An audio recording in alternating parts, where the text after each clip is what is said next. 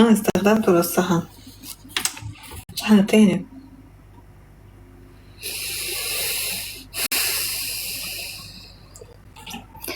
يا أغلى، أنا كتير بخاف من الأكل ترى. أنا أي أكل بدي أكله مش بفهم العالم، أنا غير والله. يعني أنا إذا بتسمم مثلا أنتوا عادي يعني بفوتوا مثلا بتستفرغوا خلص، لا أنا بتطلع روحي وبتنزل. يعني أنا عندي الاستفراغ يعني شو يعني أنا بموت، الموت أحسن.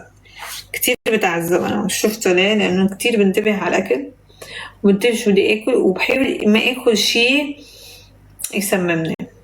إنه أنا إذا بدي استفرغ بشوف الموت قدامي. يعني ماني مثل الإنسان طبيعي بيستفرغ، لا بتطلع روحي أنا تعذب. عرفتوا؟ في ناس عادي يعني إنه بفوتوا بيستفرغوا بيطلع، أنا بتعذب. لهيك بحاول قد ما في إني ما آكل شي يضرني.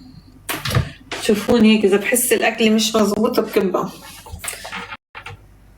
دغري برميها. فكر إذا بحط هولي كلهم، بس شو بدي فيهم كلهم؟ كتار، حط نصهم. طيب شو بدنا نحطهم؟ بشو بدنا صحن صغير. مش معنا صحن صغير، أجيب كل شيء إلا صحن صغيرة.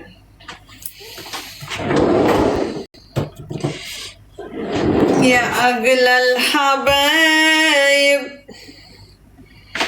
جيبي كل شيء إلا صحن صغيرة.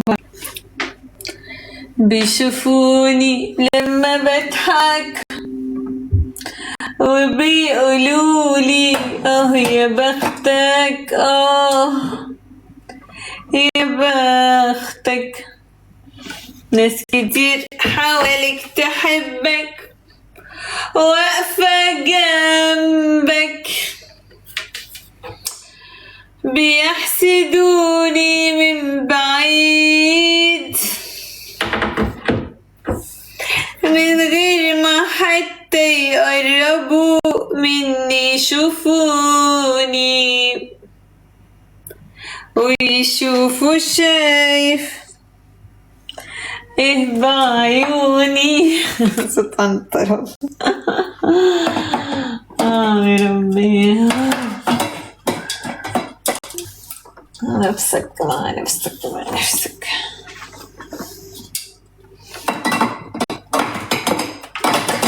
يعني امك، طب ما انا عم حاول ما اوقعك، بدك توقعي بالقوة يعني. هحطهم بهاي رغم انه هيدي مزعجة بالاكل، بس ما في غيره. كان بدي